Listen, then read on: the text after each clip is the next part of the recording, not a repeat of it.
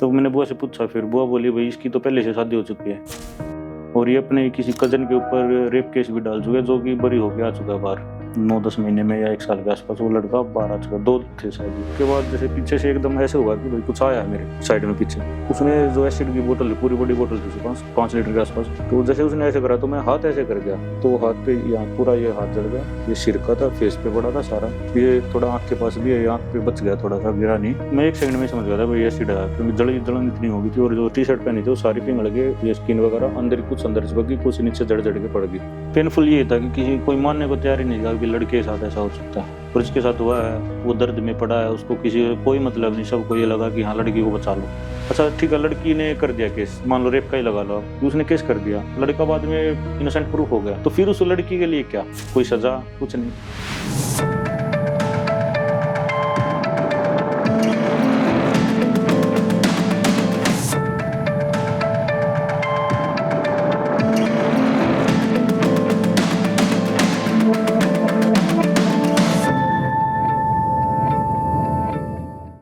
नमस्कार और आप सब लोगों का स्वागत है द एकम न्याय शो में।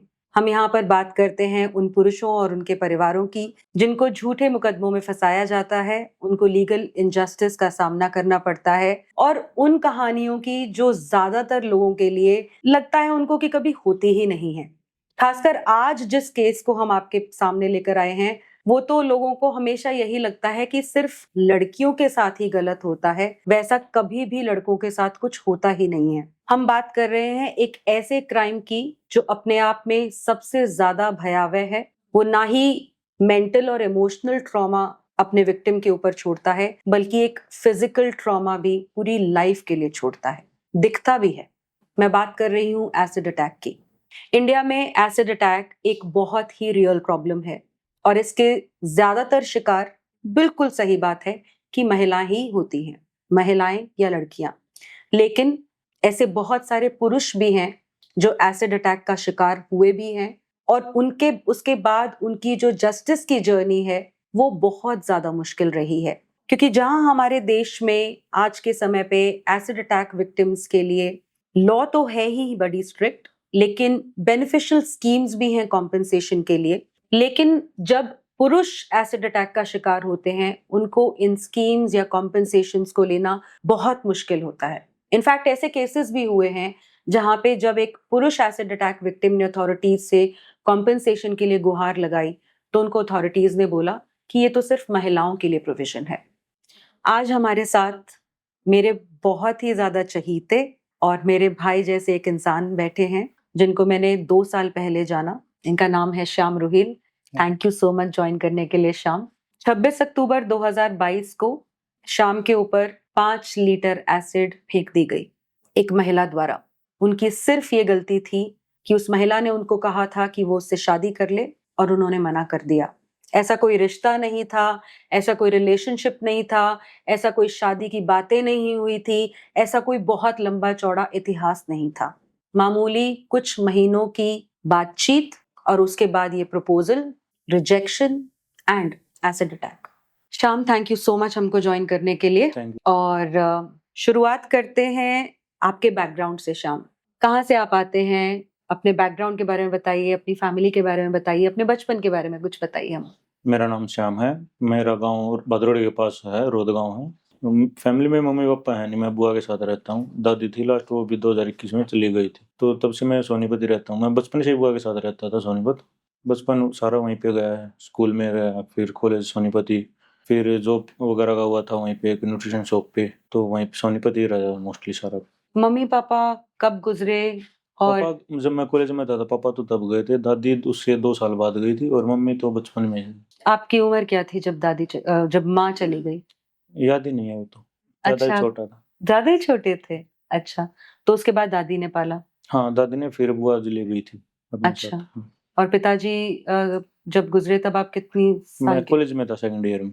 कॉलेज में, सेकेंड ईयर में। तो जब पिताजी गुजरे तब कैसा महसूस हुआ, या क्या फीलिंग्स थी? सब कुछ चला गया था मेरा तो, उनसे ज्यादा मैं शायद किसी को नहीं चाहता था। दादी और पापा 2 ही थे मेरे लिए। पापा क्या करते थे श्याम? ट्रक थे हमारे पास। अच्छा, पापा की ट्रक की हाँ, कंपनी थी। ट्रक थे हमारे पास बहुत सारे। गांव में यूनियन है, ट्रक यूनियन, तो अच्छा। हमारे खुद के भी ट्रक थे उसमें। तो आपने कभी पापा के बिजनेस में कभी हाथ बटाया या आप तब नहीं, तक मैं तो पढ़ाई कर रहे पढ़ाई थे? कर रहा था, मैं कॉलेज में ही था तब तक तो। अच्छा, सेकंड ईयर में था मैं, हुआ ही था सेकंड ईयर में। क्या पढ़ाई करना चाहते थे? बीए कर रहा था मैं।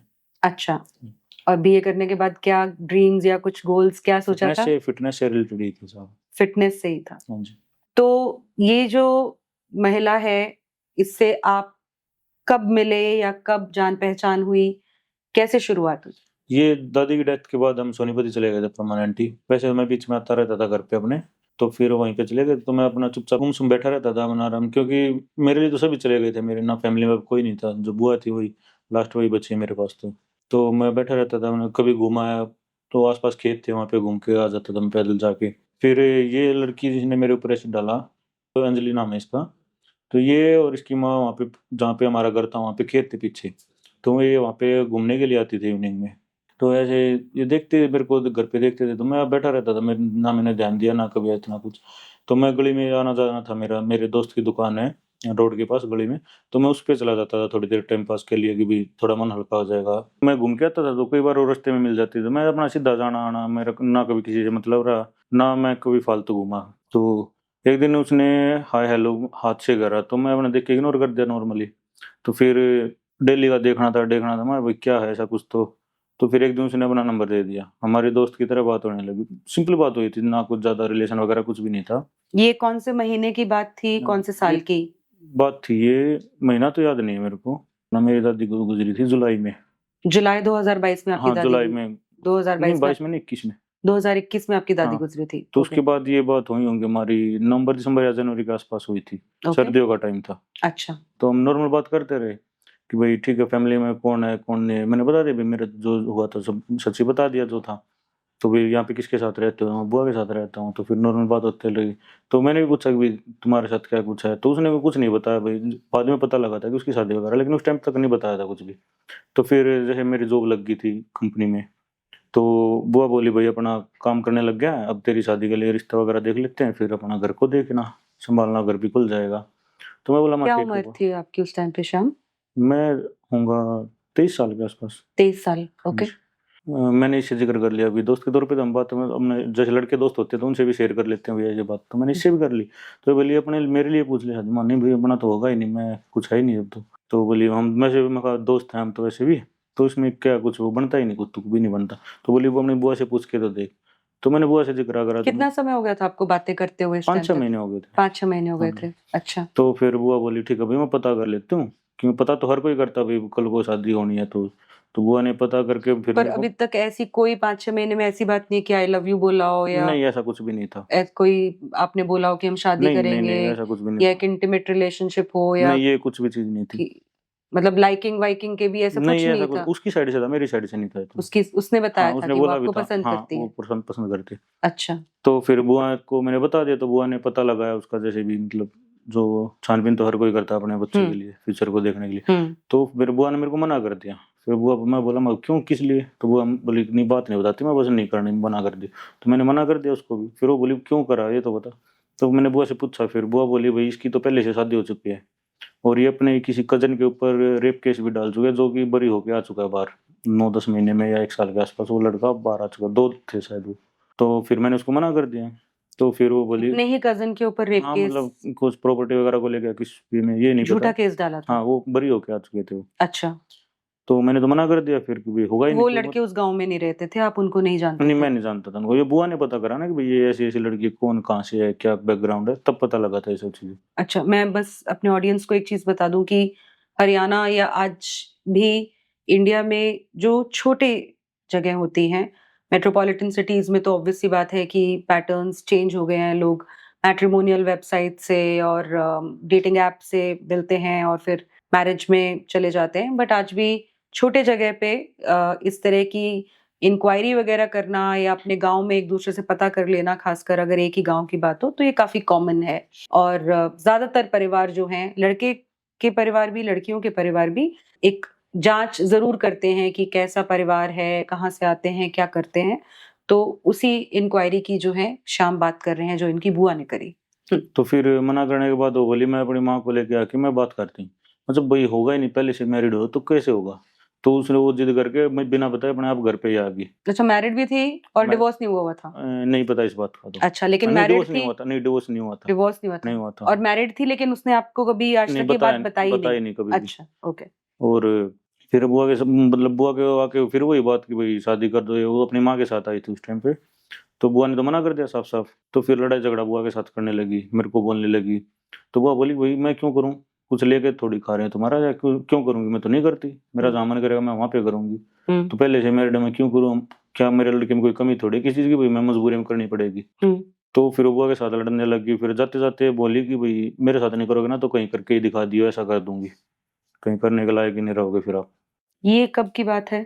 ये होंगी अप्रैल मई की बात। अप्रैल मई नहीं 2022? अप्रैल मई नहीं, ये होंगी अगस्त के आसपास की बात। अगस्त के हाँ आसपास? ये अगस्त के तो आसपास की धमकी बात है। देकर गई? हाँ धमकी देकर गई थी। तो फिर मैं अपनी दुकान पे, मतलब जहाँ पे मेरी जॉब थी, शॉप पे, न्यूट्रिशन शॉप थी वो सोनीपत में ही, तो वहाँ पे गया था, जाता था डेली, जाना था आना था मेरा। तो इस लड़की की उम्र क्या थी श्याम? उम्र एग्जैक्ट तो पता नहीं, कोई 22-23 बता रहा है, कोई 28-29 भी बता रहा है। अच्छा, और अभी दिखने तक में आपको? कंफर्म नहीं कर सकते आप दिखने में ऐसा कि भाई कितनी एज है। पर आपसे बड़ी थी वो आपको? हाँ मे भी, अच्छा, प्रॉपर एग्जैक्ट वो नहीं है, क्योंकि ओके। इतना वो किया ही नहीं था ना कि भाई क्या है क्या नहीं, क्यों। इतना इंटरैक्ट हाँ कभी किया जरूरत ही नहीं? नहीं थी उसकी, तो मेरे मन में था ही नहीं इस चीज से कुछ। तो मैं अपनी शॉप पे गया था, तो एक दिन वो शॉप पे ही आ गई। दिन में मैं वहाँ पे जो शॉप पे थे, भाई ओनर भी था, बाकी सब भी थे, जो और 2-3 थे। तो बोली शादी वगैरह करो, हाथ में वो साथ में वो लेके आ रही थी दरात वगैरह कुछ, या तो खुद को मारूंगी या तेरे को मारूंगी। तो मैंने बुआ के पास फोन करा, ऐसे ऐसे बात है बुआ। तो बुआ फूफा और फिर मैं उसको उसके घर पे छोड़ गया, उसके पापा के साथ, उसके पापा के पास शाम को। रात का टाइम हो गया था, 7-8 बजे की बात, जब तो उसके घर तक पहुंचे। तो उसके पापा ने बोला भाई ठीक है, हम अपने को कंट्रोल कर लेंगे, तुम कॉल वगैरह भी मत करना। मैं तो करता ही नहीं। तो फिर एक दिन उसके बाद 1-2 नंबर से और अलग अलग से कॉल आए, मेरे को पता लगा ये है, मैंने उठा के ब्लॉक कर दिया। तो फिर उसके बाद सब बातचीत बंद हो गई थी, सारा ब्लॉक वगैरह, 2-3 महीने कोई बात नहीं हुई थी, 2 महीने के करीब, सितंबर अक्टूबर में बात ही नहीं हुई थी मेरी। उसने आपको आत्महत्या करने की भी धमकियां दी हाँ एक थी? बार उसने वीडियो कॉल करके, और जैसे फांसी लगाते ना, तो वीडियो कॉल पे ऐसे फांसी लगा के दिखा रही थी कि भैया तो कर ले, वरना मैं फांसी लगाऊंगी और तेरा नाम लेकर मरूंगी लिख के। तो कांस्टेंट थ्रेट्स चल रहे थे? हाँ बिल्कुल चल रहे थे। एक आपने बार कभी? तो उसने शॉप पे आके, जैसे जब ये दरांत लेके आने से पहले या उसके आसपास ही, याद नहीं है तुम्हें, एक मिनट रुकना, ये है, नहीं दरांत लेके पहले आई थी, और उसके बाद एक बार फिर आई थी बीच में। तो उसने आगे अपने कपड़े फाड़ लिए थे, फाड़ने लगी थी कि एक तो केस लगवा रखा है, तेरे ऊपर लगवा दूंगी, फिर क्या कर लेगा, किसी से भी करने जैसा नहीं रहेगा, शादी किससे करेगा फिर।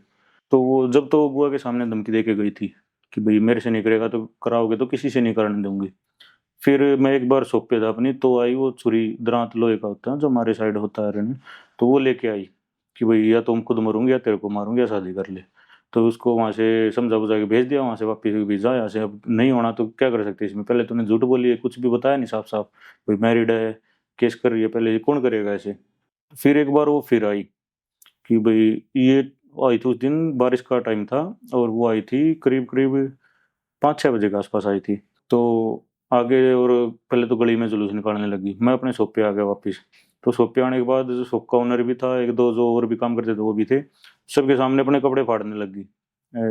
ये करके सब कुछ, मतलब जो था कि भाई रोकने की भी ट्राई करी, जो ओनर थे उन्होंने भी रोकने की ट्राई करी, जो और 2 भाई थे 2-3, सब ने रोका भी ये क्या कर रही है। तो बोली कि तेरे ऊपर केस करूंगी रेप का, या तो वही शादी कर ले। मैंने तो पहले भी कर रखा है। फिर जो थे कि रोकने लगे थे ना, भाई ये गलत करिए, क्या है ये, कोई मतलब मजाक थोड़ी ना है। तो उनको भी साथ में ले जाएगी, तुम्हारा भी नाम ले दूँ, मेरा क्या जाएगा। तो उसके बाद मैंने बुआ को फोन करा, फिर बुआ फूफा दोनों आए थे, उसको लेके उसके घर पे उसके पापा के पास छोड़ के आए। तो उसके पापा ने बोल दिया भाई ठीक है, हम अपने को कंट्रोल करेंगे, और तुम कॉल वगैरह मत करना। मैं तो कॉल करता ही नहीं। तो उसके बाद 1-2 बार फिर फोन आया उसका, तो मैंने पता लगा भाई इसका है, मैं ब्लॉक कर देता था कट करके। तो फिर 1.5 महीना कोई बातचीत नहीं थी, कुछ भी नहीं था, सब नॉर्मल हो गया था मेरे लिए। तो भाई चलो ठीक है, अपना वो भी अपने हैं, मैं अपने जगह पे, वो अपनी पे। तो फिर एक दिन 26 तारीख की बात है, सुबह 11 बजे की, मैं शॉप पे ही था, तो पूरा मुंह वगैरह बांध के, और शॉप के बाहर से चक्कर काटे उसने 2-3। तो मैं समझ गया, देख के चाल डाल के, हाँ ये तो वही है। मैंने बुआ के पास फोन करा, मैं बुआ ऐसे ऐसे वो आ रही है। तो बुआ बोली भाई तू है ना अपने घर पे आ जाए पर। तो मैं घर पे चला गया फिर कुछ देर बाद दुकान से। मैं दुकान से घर पे चला गया। फिर उसके बाद शाम को 5:30 बजे के आसपास मैं जिम में जाता था, शाम को 6 बजे ही। तो मैं 5:30 बजे के आसपास मैं नहा धो लिया। फिर मैं शॉप से मैं बोला, मैं बुआ आज मैं जिम में नहीं जाता हूँ, भूख लग रही है, तो आप अपना खाना बना दो और मैं दूध लेके आता हूँ। तो शॉप से दूध लेके आना पड़ता था। तो मैं नहा धो के 5:30 पौने 6 बजे के आसपास घर से निकल लिया, और मैं पानी भी लेके आता था वहीं से। तो मेरे पास एक बोतल थी जो जिम में यूज करते हैं, वो मेरे हाथ में थी, और मैं लेके चला गया कि भाई पानी ले भर लाऊंगा और दूध ले आऊंगा। तो मैं लीड लगा के चलता था, मेरी मतलब शुरू से ही रहा, मैं लीड लगा के गाने सुनता सुनता चलता हूँ कभी। तो मैं अपना चुपचाप जा रहा था। तो मेरे को नहीं पता था वो सीसीटीवी वगैरह में आई है बाद में कि उसमें वो मेरे से पीछे, घर से ही पीछे लग गई थी वो मेरे पीछा करते करते। तो जैसे गली नंबर 25 है, उसमें से 24 का वो कट मिलता है, तो 23 पे वो शॉप है। तो तो छोटी पड़ती है 24 में से जाते हो, तो मैं 25 में से 24 में चला गया।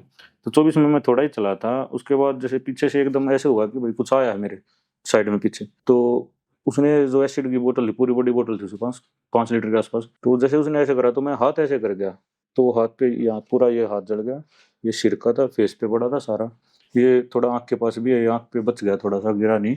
तो जो मैं 1 सेकंड में ही समझ गया था भाई एसिड है, क्योंकि जलन इतनी हो गई थी। और जो टी शर्ट पहनी थी वो सारी पिघल गई, ये स्किन वगैरह अंदर कुछ अंदर चिपक गई, कुछ नीचे जड़ जड़ के पड़ गई। तो मैं जैसे ही भागने लगा तो वो कान मेरा, इसलिए यहाँ से कान भी मेरा खराब हो चुका आधा सा, लेकिन ये बच इसलिए गया क्योंकि मैं लीड लगा रहा था ना, वो लीड के ऊपर गिर गया कुछ ऐसे। तो वो भी जल गई, लीड तो जल गई, लेकिन कान बच गया उसकी वजह से। तो मैं वहां से भागा। तो मेरे पीछे फिर भागी कि भाग बेटा भाग, कहाँ तक भागेगा। तो फिर भाग के मैं भागता भागता घर की तरफ भागा। फिर मैंने फोन करा बुआ के पास, वहाँ ऐसे उसने एसिड डाल दिया मेरे ऊपर। फिर वहां से मेरे को हॉस्पिटल लेके गए। हॉस्पिटल वालों ने भी 1 घंटा तो ऐसे ही लगा दिया कि भाई हम करेंगे नहीं करेंगे, हो पाएगा नहीं हो पाएगा, डॉक्टर नहीं है। फिर जब गवर्नमेंट हॉस्पिटल के लिए चलने लगे तो फिर वो बोले आ जाओ कर देंगे, तो वहाँ पे एडमिट करा। फिर वो सब वगैरह करा, तब तक तो बहुत जल लिया था क्योंकि इमीडिएट एक्शन नहीं हुआ हॉस्पिटल की साइड से भी। तो फिर ये मेरे नेक पे है, फेस पे पूरा फेस जल गया था, यहाँ से सिर भी है, आधे से ज्यादा सिर जल चुका, कान का है, ये हाथ का है पूरा। और जो कपड़े पहन रहा था मैं वो पूरे जल गए थे, यहाँ पे कमर पे भी है पीछे थोड़ा। और ये पूरी लोअर थी वो पिंगल के वहीं पे हो गई थी, वो तो जल गई थी। फिर वहां से 2 दिन में, वो 1 दिन वहाँ पे हॉस्पिटल में रहा था मैं। उन्होंने हॉस्पिटल वालों ने बोला कि 6-7 लाख रुपए जमा करा दो, 1 हफ्ते में पहले जैसा हो जाएगा। तो फिर प्राइवेट हॉस्पिटल था वो वैसे तो। फिर भाई घर वाले नहीं माने, कुछ यार दोस्त भी आ गए थे तब तक सारे। फिर वहां से मेरे को रोहतक पीजीआई में लेके गए, जहाँ से मेरा अभी तक इलाज चल रहा है। 2 साल हो चुके हैं और अभी तक मैं प्रॉपर ठीक नहीं हो चुका हूँ, अभी भी दर्द है खूब सारा, अच्छा खासा। उस लड़की के खिलाफ क्या एक्शन हुआ शाम? उस मेरे ऊपर ये एसिड डला था 26 तारीख को शाम को 6 बजे के आसपास। तो कंप्लेंट तो हो गई थी हॉस्पिटल साइड से। तो पुलिस वाले आए, वापस चले गए, बयान नहीं लिया मेरा। और अगले दिन फिर आए तो मेरे ये होठ भी चिपक गए थे यहाँ तक, तो मैं बोल भी नहीं पा रहा था। तो बुआ ने एफआईआर वगैरह लिखवा दी। तो उस टाइम पे वो एफआईआर लिख के तो चले गए, लेकिन 26 तारीख से और 30-31 तारीख तक ना कोई एक्शन, ना उस लड़की को पकड़ा। 1 तारीख को या 31 तारीख को उस लड़की को पकड़ के लाए वो, मतलब 6-7 दिन में। वो भी तब हुआ था जब जब बहुत सारे लोगों ने हाँ, प्रोटेस्ट किया प्रोटेस्ट था। वगैरह किए थे मेरे यार हम लोगों ने दोस्त। सोशल मीडिया के ऊपर बहुत आवाज उठाई थी। हाँ हाँ, न्यूज में तो जो है अगले ही दिन आ गया था न्यूज में तो कि अगले दिन आ इस गया तरह था। का एसिड अटैक हो गया है, लेकिन पुलिस ने कोई एक्शन नहीं लिया था। 6 मुझे दिन आज तक भी कोई याद है। एक्शन नहीं लिया पुलिस ने। जी जी। और जो मेरे यार दोस्त थे, जो गली वाले थे, बड़े बड़े लोग भी, लेडीज भी बहुत सारी, वो सब मिलके एसपी ऑफिस के बाहर उन्होंने प्रदर्शन किया था। हम्म। तब जाके भैया आपने भी बहुत आवाज उठाई थी ट्विटर वगैरह पे। हाँ तब जाके कोई एक्शन का वो हुआ था, और फिर 2 दिन बाद उसको अरेस्ट किया गया था। जी जी जी। पुलिस ने इस केस में 6 से 7 दिन डील दे दी थी पूरी। 6-7 दिन में तो आप अगर मान लो फर्जी कुछ बनवाना चाहो तो मेरे खिलाफ बनवा लो कुछ भी, बिल्कुल बिल्कुल है ना। सही बात है, तो कुछ और भी कर अगर कोई सकते थे। लड़का किसी लड़की पे कर देता तो मुश्किल से 1 घंटा भी नहीं लगाती, उसको, उसके फैमिली को, उसके फ्रेंड्स को। उसने लेटेस्ट जिसको कॉल की थी 2-3 दिन में सभी को उठाने में पुलिस। तो लड़के के मामले में ऐसा क्यों भाई कि 6-6 दिन लगा दिए, 1 हफ्ते के करीब लगा दिया था। उसके बाद फिर इसकी अरेस्टिंग हो गई थी अंजलि की, हाँ हाँ, और आप पीजीआई में थे। मैं पीजीआई में था रोहतक। पीजीआई में कितना टाइम रहे पीजीआई श्याम? में मैं करीब 2 महीने के लिए रहा था। 2 महीने रहे। 2 महीने तो वहीं पे था। तो पूरी ये स्किन जल चुकी थी, जो इसको पहले फाड़ के निकाला था ऑपरेशन करके, फिर दूसरी बार स्किन ऑपरेशन करके पैर से लेके यहाँ पे लगाई थी, सिर में फेस पे भी लगाई थी। फिर मेरे को छुट्टी मिली थी, उसके बाद फिर भी 2-3 ऑपरेशन मेरे हुए हैं उसके बाद भी। मैं एक कान मेरा फूल के इतना मोटा हो गया था, बाद में इन्फेक्शन वगैरह हुआ है, जो इसके अंदर एसिड था, कुछ बूंदे होंगी, तो वो फूल भी इतना मोटा, कट करने तक की नौबत आ गई थी, भी कट करना पड़ेगा। लेकिन वो तो डॉक्टर बहुत अच्छे हैं, रोहतक की जाएगी, उन्होंने संभाल लिया। हम लोगों में से ज्यादातर लोगों को ये अंदाजा भी नहीं है कि हमारी छोटी सी उंगली कट जाती है तो ही इतना ज्यादा दर्द हो जाता है, कुछ छोटा सा जलन हो जाए तो ही इतना ज्यादा दिन तक हमारे को पेन रहता है। क्या महसूस किया आपने शाम जब आपको पता चला कि आपके ऊपर इतनी ज्यादा एसिड गिर दी गई है? वो 2 महीने जब आप पीजीआई में रहे तो आप किन फीलिंग से गुजरे? वैसे तो मैं कंट्रोल कर रहा था, मोस्टली चीज़ों को हैंडल कर गया था कि मैं रोया नहीं था जब तक मेरा दूसरा ऑपरेशन, पहले ऑपरेशन नहीं हुआ था, जो स्किन को निकाल के और उसके ऊपर से पट्टी कर दी थी। वो पट्टी गई चिपक, तो उसको उतारते टाइम वो बिल्कुल अंदर तक घा थे उसमें, उसी में वो पट्टी चिपक गई, तो उसको जैसे उतार रहे थे ना गर्म पानी डाल के, तो वो इतना ज़्यादा हो गया था, मैंने यही बोल दिया भाई जहर का इंजेक्शन लगवा लो, कंट्रोल नहीं हो पा रहा अभी, इतना ज़्यादा दर्द हो गया था। और फिर जैसे 2 दिन बाद पट्टी चेंज होती थी, तो हर दिन यही काम होता था जब तक तीसरा ऑपरेशन नहीं हुआ था। ऑपरेशन मेरे अभी तक 6-7 ऑपरेशन हो चुके हैं। और इनफैक्ट वहाँ पे जो आसपास पेशेंट वगैरह थे, तो उनके साथ भी जो केयरटेकर होते हैं, कुछ उसमें 1-2 लेडीज थी, तो वो बोली भाई जहाँ पे हम काम करते ना वहाँ पे भी पता है कि ऐसे ऐसे काम, तो कुछ एक ने तो ये बोला लेडीज ने कि भाई ये तो बहुत बुरा हुआ है, और कुछ एक ने ये भी बोला बताया कि भाई बहुत अच्छा हुआ, आगे से लड़कों को पता लग जाएगा कि ऐसे भी होता है या ऐसे भी हो सकता है। कभी ऐसा महसूस हुआ कि आपको सपोर्ट नहीं मिला, या स्टार्टिंग में जब आप पीजीआई में थे, जब मैं आपसे मिलने गई, तब तक क्या हो चुका था और उसके बाद क्या-क्या चीज़ें हुई, या किस तरह से? जब तक आप आए थे मतलब पुलिस की साइड तो कुछ था ही नहीं, सपोर्ट बिल्कुल जीरो ही था सब कुछ। अच्छा, फिर मेरे फैमिली ने और फ्रेंड्स वगैरह ने, मेरे दोस्तों ने बहुत साथ दिया, हर चीज़ में आगे से आगे खड़े मिले, हर मतलब संभाल लिया बहुतों ने, मतलब उन अगर दो मेरे दोस्त ना होते या मेरे फैमिली वाले, जो मेरे मेरे दोस्तों के पेरेंट्स भी, अगर ये सब नहीं होते तो शायद आज मैं यहाँ पे नहीं होता। मैं बहुत बार ऐसा भी हो गया, सुसाइडल थॉट्स ये थे कि मर जाए, इतना पेन था, मतलब नहीं हो पा रहा था हैंडल, और फिर मेरे हाथ भी नीचे चिपक ही गया था, ये ऊपर नहीं उठ पा रहा था। कुछ फेस का ये था, इस साइड डॉक्टर्स ने बाद में बियर्ड्स लगाई हैं, वरना तो एक साइड ऐसे बियर्ड आ गई थी, दूसरी साइड क्लीन था, अजीब से भद्दा सा और लग रहा था। ये सोचता था बाहर निकलूंगा क्या, कौन देखेगा, क्या करेगा, इसको कैसा है, कैसा दिखने में अजीब सा है, तो बहुत कुछ चल रहा था माइंड में। हाँ, आपके पास भी मैं कॉल करके कई बार तो रोने लग जाता था, फिर आप समझाते थे, तो वो मोटिवेशन तो बहुत मिला, बहुत सपोर्ट किया, थैंक यू उसके लिए। किस तरह से अपने आप को समझाने की कोशिश की कि नहीं लड़ना है? अपने आप को समझाने की कैसे कोशिश की जब सुसाइडल थॉट्स आते थे, या जब यूँ लगता था कि इतना ज़्यादा पेन है, इसको मैं क्यों सहूँ? फिर उसके बाद जब अपने आप को आपने इन सब चीज़ों से निकालने की कोशिश की, क्या कह के अपने आप को, या किन फीलिंग्स से कन्विंस करके अपने आप को बाहर निकाला? कुछ तो आपका सपोर्ट था, और फिर घर वाले भी समझाते भाई कोई नहीं, जो हो गया वो तो हो गया, अब तो ठीक ही होना है, और तो कोई ऑप्शन नहीं है। फिर यार दोस्त मिलने आते ही रहते थे, मतलब उन्होंने कभी ऐसे नहीं होने दिया कि भाई हाँ भैया अकेला है, फील ही नहीं होने दिया। यार दोस्त आते, उनके फ़ोन भी आते, पेरेंट्स के भी फ़ोन आते, उनके साथ भी रहता मैं, कभी बुला भी लेते, आजा भैया 2-4 दिन यहाँ पे रुक जा, तो मैं रुका भी हूँ मेरे दोस्त के पास, 1-2 दिन 4 दिन, हफ्ता ज़्यादा दिन भी रुका मैं। तो जो पट्टी वगैरह भी होती थी वो खुद ही कराते, डॉक्टर को बुलाते, भाई खुद पट्टी कराना, खाना पीना सब कुछ खुद करते। तो मेरे दोस्तों ने और उनके पेरेंट्स ने बहुत ज़्यादा साथ दिया है। पीजीआई में कैसा सपोर्ट मिला पीजीआई आपको? में तो बहुत पीजीआई ने ज़्यादा, बहुत मतलब हेल्प करी है आपको, ये है है ना, ना? जो प्राइवेट हॉस्पिटल होते हैं ना, इनसे जी। तो लाख गुना बेटर है पीजीआई और वहाँ के डॉक्टर। ये बस वो कोई स्पेसिफिक डॉक्टर है जिनके बारे हाँ में आप बिल्कुल बोलना है, चाहोगे? डॉक्टर अभिषेक हैं, हुँ, डॉक्टर कुलदीप जी हैं, डॉक्टर मीनू हैं, डॉक्टर अक्षय हैं, मतलब हद से ज़्यादा सपोर्ट किया इन्होंने इस चीज़ में। हुँ। मेरे पास फ़ोटो है उनके साथ में, मैं आपको दूँगा, वो ज़रूर लगाना। आप ज़रूर शेयर करना हमारे साथ, क्योंकि अ, इस जर्नी में डॉक्टर्स का ऑब्वियस सी बात है कि सबसे ज़्यादा सपोर्ट रहता है, और हाँ, बिल्कुल। मैंने पिछले 2 साल से श्याम से कनेक्टेड हूँ, और thanks to the doctors at PGI honestly, uh, खुद इतना प्रोएक्टिव उन्होंने श्याम का केस हैंडल किया है। एक तो बहुत प्यारा भी है, बहुत सॉफ्ट स्पोकन भी है, बहुत भोला-सा भी है, तो सब लोगों को इससे प्यार हो जाता है। तो आई एम श्योर वो डॉक्टर्स भी, they must have taken very kind and loving to him, but I have seen that they have proactively asked him to come, और इसकी ट्रीटमेंट, ये सर्जरी, वो सर्जरी, अब हम ये करेंगे, अब हम वो करेंगे। It is very uncommon to see कि गवर्नमेंट फैसिलिटी में इतना प्रोएक्टिवली कोई डॉक्टर्स जो हैं, मतलब उन्होंने श्याम के हर हर एक स्कार चीज़ को, को। हर इंजरी को बेटर करने की कोशिश हाँ, की है, बिल्कुल, हर तरह से। नॉर्मलाइज करने की कोशिश की है, और इसलिए शायद आज तो शाम को देख के किसी को लगता भी नहीं होगा कि शायद इसके साथ एसिड अटैक जैसी इतनी चीज़ हो गई है, बट ये बियर्ड के पीछे, बालों के पीछे, शर्ट के नीचे उसकी सारी इंजरीज़ हैं। केस अब कहाँ तक पहुँचा है श्याम? केस में अभी गवाही वगैरह चल रही है, पुलिस वालों की रहती हैं, बाकी अब लास्ट स्टेज पे है केस तो। आपको लगता है कि उसको सज़ा होगी? हाँ, बिल्कुल होगी, क्यों नहीं होगी, होनी चाहिए भी। इतना बड़ा क्राइम करा है, अगर कोई लड़का कर देता तो उसको कोई पूछता ही नहीं कि सज़ा हो गया नहीं, वो तो डायरेक्ट जेल में होना था ना। उसको तो बेल भी नहीं मिलती। हाँ, बेल क्यों मिली अंजलि को? दोनों हाई कोर्ट से बेल लगाई, यहाँ तो जो डिस्ट्रिक्ट कोर्ट है वहाँ से तो रिजेक्ट होती थी, तो हाई कोर्ट में लगाई, तो उसमें बेल में जब मैंने ऑर्डर पढ़ा, उसमें ये लिखा था कि मैं उस पे एसिड डालने गया था, और उसने मेरे से बोतल छीन के और मेरे ऊपर ही डाल दी। झूठ बोला इस गया हाँ, कोर्ट के बिल्कुल सामने। सरासर झूठ बोला गया। तो उस वजह से उसको बेल मिली है, किस बेस पे मिली है पता नहीं। अब जज ने जो हाई कोर्ट में बैठे हैं उन्होंने कुछ जो फैक्ट थे वो चेक किए नहीं किए दोनों, या फिर जो मेरे को जो वकील मिलते हैं गवर्नमेंट साइड से उन्होंने पता नहीं क्या क्या गया। मेरे को तो पता भी नहीं था कि इसने वो भाई बेल के लिए अप्लाई किया है। ये बहुत इम्पोर्टेंट चीज़ है यहाँ पे कि आज के समय पे जब किसी क्राइम अगेंस्ट वुमेन में किसी पुरुष की बेल की हियरिंग होती है तो हम ज़्यादातर केसेस में ये देख रहे हैं कि अब एक मैंडेटरी सा हो गया है कि लड़की या प्रोसिक्यूशन का जो साइड है वो बेल हियरिंग्स में सुना ही सुना जाता है। लेकिन वहीं श्याम के केस में ऐसा नहीं हुआ और जैसा ये बता रहे हैं मेरे ख्याल से कितने 6 महीने रही वो जेल में, 8 महीने? वो 10 महीने के अराउंड रही, 10 10 महीने 11 के महीने। 10 महीने 11 महीने वो जेल में रही है लड़की जिसने ये एसिड अटैक किया था।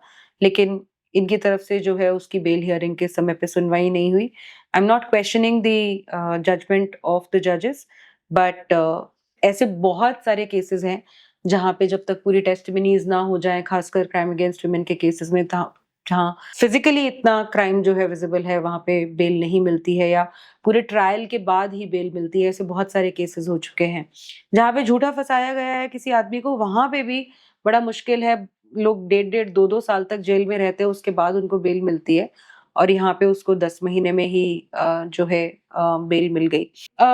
किसी अथॉरिटी ने आपको कांटेक्ट किया शाम? क्योंकि जैसे हम देखते हैं कि अगर किसी महिला के साथ ऐसा कुछ हो जाता है, हमने दिल्ली हमारे आसपास भी देखा है, कमीशंस इन्वॉल्व हो जाते हैं, मिनिस्टर्स भी विजिट करते हैं और एक पब्लिक सपोर्ट भी बड़ा रहता है।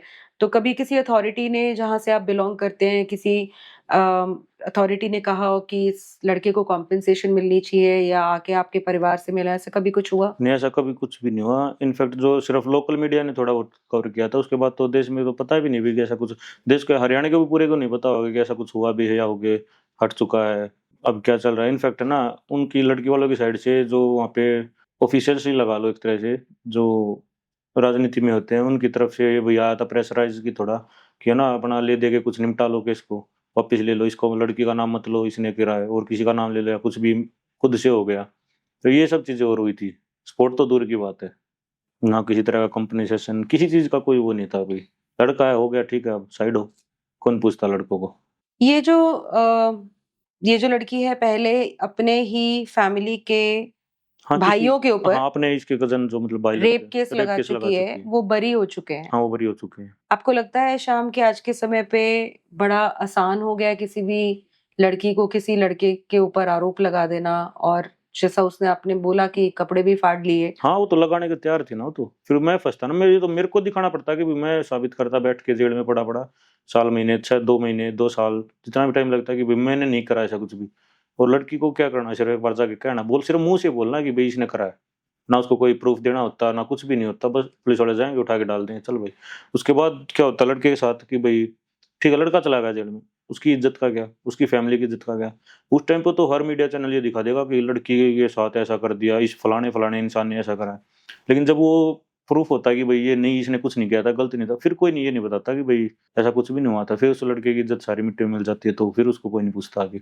जो शाम ने बताया वो कोई बहुत अचंभा करने वाली बात नहीं है। जो इन्होंने बताया कि हॉस्पिटल में इनको कुछ महिलाओं ने बोला कि अच्छा है तेरे ऊपर एसिड अटैक हो गया। नहीं मेरे को डायरेक्ट नहीं बोला, हाँ, जो आसपास पेशेंट थे आसपास हाँ के उनको बोला था। बहुत सारे लोगों का ये व्यू होता है कि, और जब ये केस हुआ था, जब एसिड अटैक शाम के ऊपर हुआ था, तब मैंने भी खुद बहुत जगह पे कमेंट्स इस तरह के देखे थे कि पक्का लड़के की ही गलती होगी, पक्का लड़के ने ही कुछ इसको बोला होगा, इसने शादी क्यों नहीं करी, पक्का कोई शादी का वादा किया होगा, नहीं तो ये लड़की ऐसे क्यों करेगी। जबकि ऐसा कुछ भी नहीं था इस केस में। कोई इंटीमेट रिलेशनशिप भी नहीं था, सिर्फ बातचीत थी। लेकिन ज्यादातर लोग जो हैं वो प्रिज्यूम करते हैं कि लड़के की ही गलती होगी। और अगर मेरे ख्याल से शाम वो ऐसे वो शादी का झांसा वाला केस लगा देती तो तुम सही बोल रहे हो। हाँ वो तो हो जाता ना। और फिर जो मेरे में भी उसका मोटिव हो कि भाई जो मेरे नाम प्रॉपर्टी है थोड़ी बहुत जितनी भी है, कि शादी कर ले, महीने 2 महीने में कुछ खिला पिला के मार दो, वाइफ के तौर पे प्रॉपर्टी उसको मिल जाएगी, अपने चलती बनती, कि पीछे माँ ना बाप ना कोई और नहीं, किसको मिलता, उसी को मिलता सारा सब कुछ। तो आजकल क्या कर रहे हो अब आप शाम, और अभी तो लाइफ मैं घर पे ही चल रहा हूँ, थोड़ा जिम वगैरह का है तो क्या क्या रिस्ट्रिक्शंस होती हैं एसिड अटैक के बाद? आप जैसे धूप में नहीं निकल ट्रीटमेंट के बाद भी डिफिकल्टी तो है। धूप में नहीं निकल सकता, धूल मिट्टी में नहीं जा सकते, ज़्यादा देर आप गर्म जगह पे, मतलब आपको पसीना नहीं आना चाहिए, वरना इचिंग होती है बहुत गंदी, और जैसा लगता है कि पाट दे इसको खुरच खुरच के। और कभी कभी तो ये फूल के मोटे मोटे इस पे वो हो जाते हैं, फुंसी जैसे मोटे मोटे होते हैं ना दाफड़ से, वो होने लग जाती है। तो फिर एसी में रहना पड़ता है, ठंड में रहो एसी में रहो बस, बाहर निकल नहीं सकते। धूप में तो बिल्कुल ही नहीं, कोई मतलब ही नहीं बनता, या तो कपड़ा डाल के जाओ तो अगर ये बाहर आपके तो। लाइफ लॉन्ग चलेगा? मैं भी 7-8 साल तो हैं, 10 साल तक, उसके बाद भी रिजल्ट क्या आएगा क्या नहीं वो पता नहीं, कह नहीं सकते उस चीज़ में कुछ। तो अभी भी इसमें बर्निंग हाँ सेंसेशन, इचिंग, बहुत ज़्यादा होती, बहुत ज़्यादा। और फिर क्या करना पड़ता है फिर? ठंडे पानी से नहा के साबुन वगैरह लगा के फिर कोकोनट ऑयल लगा लेता हूँ इस पे। कभी कभी पेन किलर खा लेता हूँ, तो पेन किलर भी इतने खा चुका हूँ, असर ही करना बंद कर चुके हैं। इस पूरी जर्नी में सबसे ज्यादा पेनफुल क्या चीज थी? पेनफुल ये था कि किसी कोई मानने को तैयार ही नहीं था कि लड़के के साथ ऐसा हो सकता है, और जिसके साथ हुआ है वो दर्द में पड़ा है, उसको किसी कोई मतलब नहीं, सबको ये लगा कि हाँ लड़की को बचा लो। लड़के की सुनाई थे, 6 दिन तक उसको अरेस्ट नहीं करा। 6 दिन में तो आप कुछ भी बनवा लो मेरे खिलाफ, पैसे में आजकल सब कुछ होता है, सबको पता है ये चीज़ तो। उसके बाद फिर ऑफिशियल्स का भी कोई सपोर्ट नहीं किसी भी तरह से, भाई हाँ भाई हम पुलिस वाले हैं, या सिक्योरिटी के तौर पे भी कुछ नहीं किया। जैसे हॉस्पिटल में हूँ तो सुनने में आया था कि वो तैयारी में है कि इसको पूरा ही खत्म कर दें तो केस आगे ही नहीं बढ़ेगा फिर मेरे को। तो ना कोई सिक्योरिटी वगैरह, ना कुछ कुछ भी वो नहीं था। और सबसे ज्यादा सपोर्टिंग चीज क्या लगी? सबसे ज़्यादा तो डॉक्टर्स थे जो पैरों तक भी जाएंगे, उनका तो स्पेशल थैंक यू। वो नहीं होते तो शायद बहुत कुछ, मतलब मैं ही नहीं होता, क्योंकि उस चीज़ के साथ नहीं जी पाता फिर, ना वो दर्द सहन होता ना कुछ भी। फिर मेरे फ्रेंड्स ने बहुत ज़्यादा साथ दिया, और उसकी फैमिली ने, और स्पेशल थैंक आपका भी दीदी, बहुत ज़्यादा। जो बाकी एसिड अटैक विक्टिम्स हैं, बहुत सारे एसिड अटैक विक्टिम्स हैं जो बिल्कुल गिव अप कर देते हैं, और ये जैसा मैंने कहा कि एक इमोशनली नहीं, एक फिजिकल स्कार भी है। आपकी क्या लर्निंग रही है इस फेज में शाम, और अगर आप किसी सर्वाइवर को कोई मैसेज देना चाहोगे तो वो क्या होगा? देखो, जो हो चुका हो तो हो चुका, उसको या तो आप ठीक करने के लिए कोशिश करो, जितना ठीक कर सकते हो करो। दूसरी बात, ज्यादा ये मत देखो भी लोग क्या कहेंगे, क्योंकि लोग आपको खाने को नहीं देते, करना आपको है, खाना आपको है, शरीर आपका है। तो ध्यान मत दो, ठीक है सुनो, अच्छा लगता है सुनो, नहीं सुनो चल भी छोड़, मेरे को क्या फर्क पड़ता है।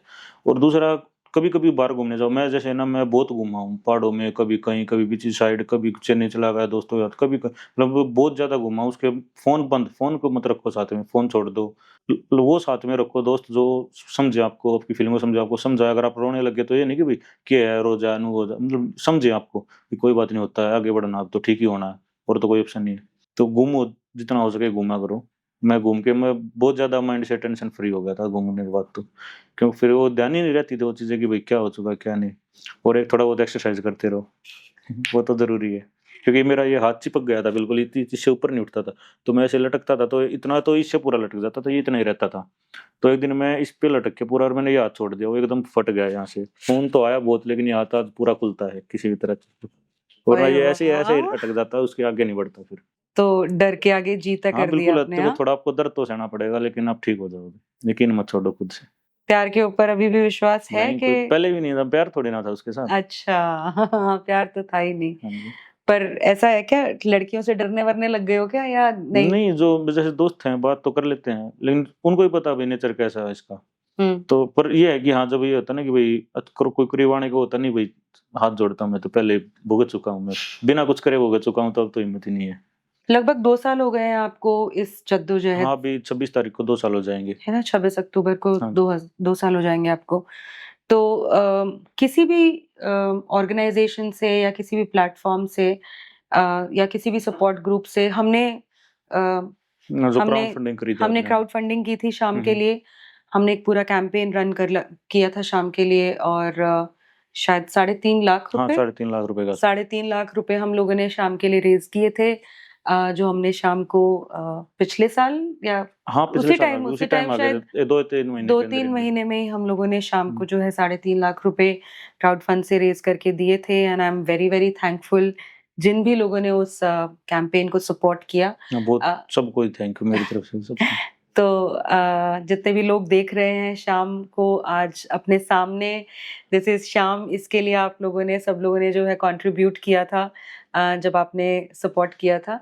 लेकिन अभी तक कोई गवर्नमेंट से, सरकार से कोई नहीं, कॉम्पेंसेशन कोई मिली फंडिंग है? नहीं सरकार से, ना किसी से भी, किसी भी ऑर्गेनाइजेशन वगैरह से कुछ कोई फंडिंग नहीं आई अभी तक, और उम्मीद भी नहीं है मेरे को तो कि भाई गवर्नमेंट कुछ देगी, क्योंकि लेडीज के लिए तो सब कुछ है, जेंट्स के लिए कुछ भी नहीं है। आपको लगता है कि हमारे देश की जो कानून है वो बहुत ज्यादा एक तरफा हो गए हैं श्याम? एक तरफा ठीक है, जैसे कानून ठीक है हमारे देश के, लेकिन वो ना कि जब वैसे तो आप बात करते हो कि भाई सब इक्वल हैं, लड़का लड़की दोनों इक्वल, फिर आप फेवर सिर्फ एक ही का करते हो। एक की तो ये है कि भाई उसने झूठ भी बोल दिया तो वो सच है, और एक जो सच भी बोल रहा है तो उसको प्रूफ करना पड़ेगा कि तू सच बोल रहा है, तो ये तो गलत है ना साफ साफ। तो आपको क्या लगता है कि क्या बदलाव आना चाहिए? बदलाव देखो, सुनो सबकी सुनो, तो ये कोई मतलब नहीं होता कि भाई आपने डाला सुनो, आप मतलब आप ही लगा लो, आपने कुछ बोल दिया पुलिस के सामने जाके, वो मान के उसने लिख दिया, चलो भाई उठा लाए लड़के को, लड़का बोल रहा है कि मैं वहां पे था ही नहीं, मैंने कराया नहीं, मैं इसको जानता तक नहीं, फिर भी कोई मतलब नहीं, उसको जेल में डाल देंगे, प्रूफ करो कि तू नहीं था, तू नहीं जानता।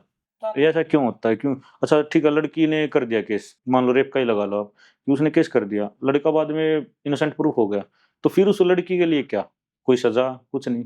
मैंने शायद आपकी स्टोरी में एक वो देखा था कि 500 रुपए का वो फाइन लगाया है, 1.5-2 साल जेल में रहा लड़का, और कोर्ट ने क्या किया, लड़की के ऊपर सिर्फ 500 रुपए का फाइन, 2 साल की जेल की, और उसकी जो बदनामी हुई वो अलग से, इज्जत गई माँ बाप की सबकी वो अलग से, उसके बदले क्या 500 रुपए, और वो भी किसको मिलेंगे, लड़की को या गवर्नमेंट को या किसको? आप और मैं दोनों अम, हरियाणा जैसे राज्य से आते हैं जहाँ पे कहा जाता है कि वो लड़कियों के लिए नर्क है। आपको लगता है कि आज के समय पे नहीं, ऐसा लड़कों तो कुछ भी को नहीं, भी? लड़के ही ज्यादा सफर कर रहे हैं, सिर्फ हरियाणा में नहीं, देश में ही ये हाल हो चुका है अब तो, क्योंकि फेवर गवर्नमेंट भी लगा लो, ऑर्गेनाइजेशंस हाँ हैं। जैसे गवर्नमेंट भी है, ये ऑर्गेनाइजेशन भी हैं, वुमेन्स के लिए तो हर कोई साथ खड़ा होता है, मेंस के लिए क्यों नहीं होते? हम भी तो इसी देश में रहते हैं, हम भी वही खाते पीते हैं, हमारा भी वही टैक्स हमारा भी जाता है, हर चीज देते हैं हम भी, फिर क्यों नहीं ये चीज? जब आपने अंजलि को दोस्त बनाया श्याम, तो उसके बाद आपको ये सब चीजें फेस करनी पड़ी, तो आपको लगता है कि आपकी गलती ये थी कि आपने उसको बहुत हाँ, मैंने आसानी दोस्त से के तौर ट्रस्ट पे कर लिया? सब कुछ बता दिया था भाई, जैसे फैमिली का पूछा कौन कौन है, मैं भाई मैं हूँ, अभी तो मैं ही हूँ, दादी थी वो गई, माँ बाप नहीं है नहीं, तो मैं हूँ बस। आमतौर पे लोग ये सोचते ही नहीं है श्याम की लड़कियां इतनी विशियस भी हो सकती हैं, है ना? कि उसने पहले सारी जानकारी जुटाई, फिर उसके बाद शादी का फिर वो प्रेशर बनाने लगी, और उसके बाद हो सकता है कि शायद वो एक्चुअली में यही करती जो आप बोल रहे हैं कि हाँ बिल्कुल, केस वेस लगा के प्रॉपर्टी। आमतौर पे देखते ही नहीं है लोगों की, लड़कियों की ये साइड भी हो सकती है। बिल्कुल हो सकती है। आपने, आपकी ये 2 सालों में आपने ऐसे और केसेस देखे, बहुत सारे लोगों ने आपको सोशल मीडिया पे भी रीच आउट किया हाँ है ना? बहुत सारों ने किया, बताया भी, मेरे को पता भी लगा भाई मेरे साथ ये दिक्कत हो गया है, झूठा मेरे को फंसाया गया है, तो मैं आपका रेफरेंस देता हूँ भी, कर लो बात ना, आपकी हेल्प होगी। तो बहुत सारे लोगों ने आपसे हाँ शेयर किया है बिल्कुल है। कि उनके साथ लड़कियों ने गलत किया। हाँ मोस्टली ये लगा लो 98% लड़कों के साथ गलत हो रहा है, सिर्फ 2% लड़कियां हैं जिनके साथ गलत हो रहा है, लेकिन वो क्या कर रही है, 98% झूठ बोल के लड़कों को फंसा देती है, उनकी वजह से फिर बाकी भी सब बदनाम रहते हैं। हर कोई लड़का एक जैसा नहीं होता, ठीक है मानता हूँ हर लड़की भी एक जैसी नहीं होती, तो लेकिन हर लड़का भी एक जैसा नहीं होता। चलिए, thank you so much Shyam हमारे से आज इंटरैक्ट करने के लिए। और जितने भी लोगों ने आज श्याम को देखा है, he is a survivor. Male victims जो हैं एसिड अटैक के, जैसा मैंने बोला, उनको इतना ज़्यादा सपोर्ट और इनकरेजमेंट नहीं मिलती है, लेकिन we are there for men like Shyam, जिनके साथ ऐसा होता है। महिलाओं के लिए बहुत सारी ऑर्गेनाइजेशंस हैं and they are doing good work, and I would personally like to take a name that I completely admire. Stop Acid Attack करके एक ऑर्गेनाइजेशन है रन बाय आलोक दीक्षित, वो बहुत अच्छा काम कर रहे हैं। उनके कैफे भी हैं, सा के कैफे भी हैं, और वो बहुत सारी महिलाओं की भी और पुरुषों की भी, मेल एसिड अटैक सर्वाइवर्स की भी, वो जितना भी उनसे हो सकता है वो मदद करते हैं। उनको एक सपोर्ट स्ट्रक्चर प्रोवाइड किया हुआ है। तो अगर कोई भी ऐसा सर्वाइवर है जो हमारे को देख रहा है, please do not stop living, and there is a life beyond this attack. Thank you so much for watching this interview. Please do subscribe to our channel. Thank you so much. Thank you. तो जो भी कोई acid attack से survive हुआ है और वो मेरे को देख रहा है, तो आप मेरे से मेरे इंस्टाग्राम पे कनेक्ट करिए, अपनी जर्नी शेयर करना, मैं अपनी करूँगा, एक दूसरे को सपोर्ट करेंगे बिल्कुल, जिस वे में भी होगा। तो अगर आप दिल्ली एनसीआर के आसपास हैं तो आप कनेक्ट कीजिए, हम मिल भी सकते हैं आसपास, और दीपिका दी साथ में होंगी, पॉसिबल हुआ तो इनको साथ लेके आएंगे। Thank you.